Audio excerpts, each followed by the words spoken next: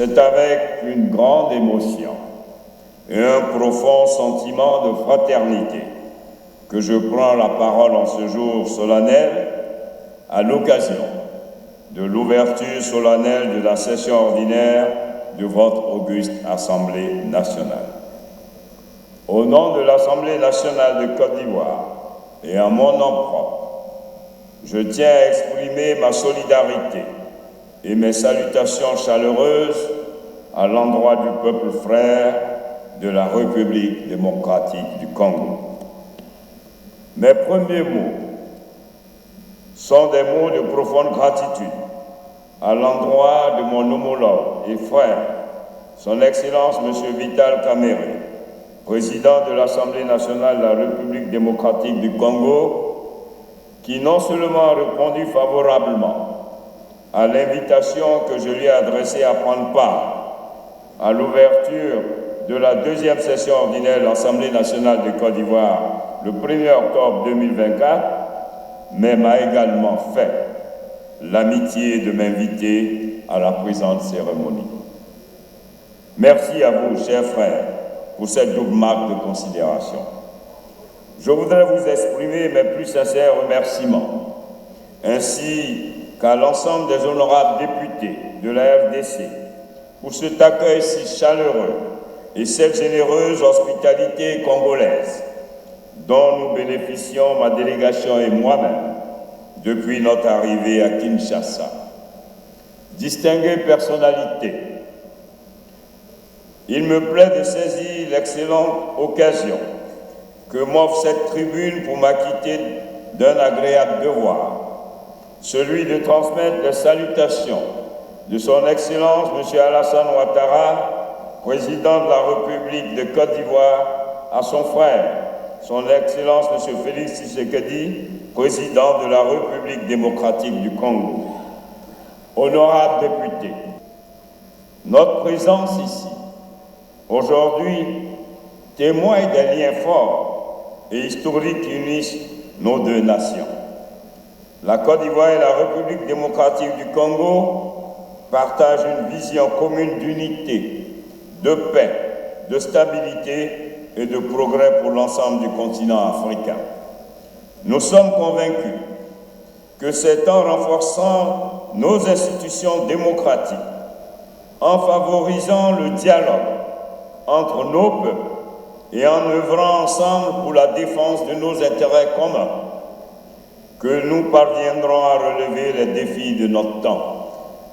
Je voudrais ainsi me féliciter de la qualité des relations de coopération qui nous unissent depuis l'ère de nos pères fondateurs.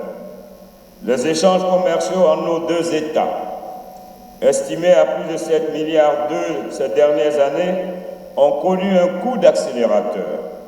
En septembre 2023, à la faveur de l'organisation à Abidjan de la 9e édition du Business Forum Makutano, premier réseau d'affaires d'Afrique centrale développé par la République démocratique du Congo et qui a réuni pour l'occasion plusieurs hommes d'affaires ivoiriens et congolais. Je me réjouis, mesdames et messieurs, à ce titre, des 26 milliards 800 millions de francs CFA enregistrés en 2023 au titre des échanges commerciaux entre nos deux pays.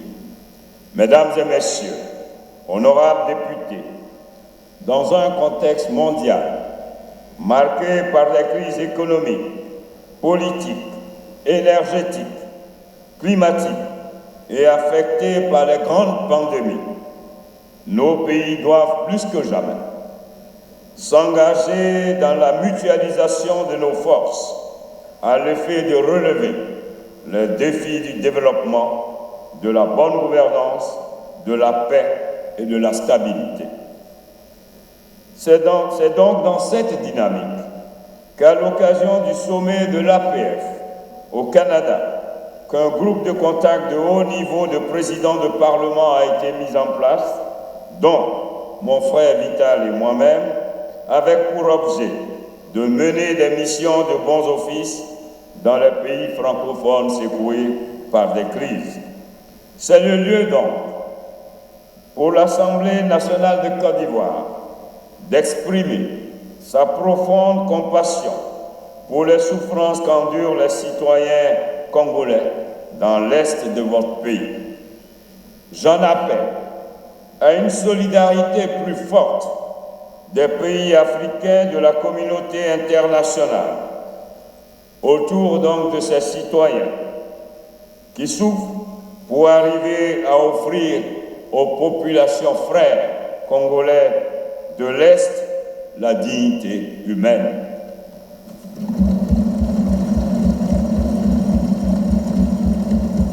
Notre pays, la Côte d'Ivoire, qui a connu les blessures de la guerre dans un passé récent, a su se relever grâce au leadership de son Excellence, M. Alassane Ouattara, et à la résilience du peuple ivoirien.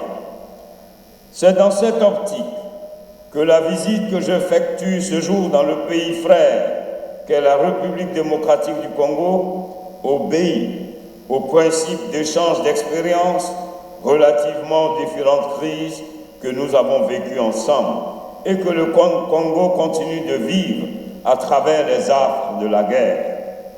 Chers parlementaires, vous devez porter l'espérance du peuple congolais par la force de vos propositions, dont le seul intérêt demeure le bien-être de votre population. C'est en cela que la diplomatie parlementaire doit être une autre force motrice, complémentaire de l'exécutif, dans la recherche de la paix et de la stabilité, gage de développement de votre pays. Honorables députés, le temps est venu pour notre Afrique de s'engager résolument dans la voie de la transformation de nos économies en privilégiant le développement humain. Au moment où l'Afrique s'engage dans l'élaboration d'un espace africain de libre circulation sans visa, de l'exercice du commerce sans barrière douanière, conformément aux dispositions de la ZLECAf, et à l'établissement d'un passeport unique pour tous les Africains, il n'est donc pas indiqué que les guerres soient le quotidien de nos peuples qui aspirent à un mieux-être.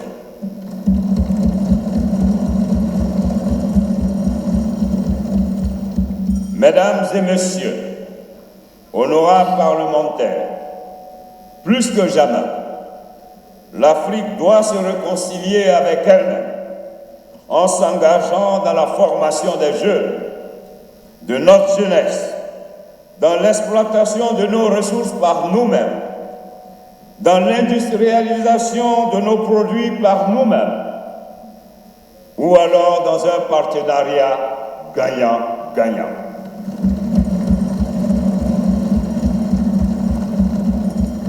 Distinguées personnalités, nous souhaitons et nous croyons fermement en la paix en République démocratique du Congo, élément essentiel à la stabilité dans la région des lacs. Un RDC en paix est une Afrique plus forte, plus résiliente et capable de se projeter vers l'avenir.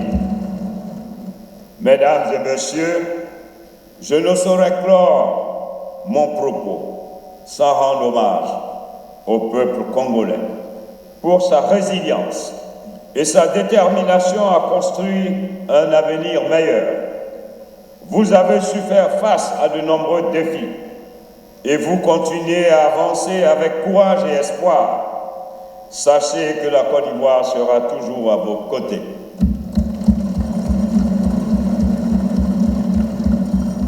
Ensemble, nous bâtirons un avenir où la paix, la sécurité et la prospérité rayeront en maître sur notre continent. Ensemble, nous porterons haut le flambeau de la démocratie et de la transformation structurelle de notre économie. L'histoire nous l'impose. Le sens de la responsabilité.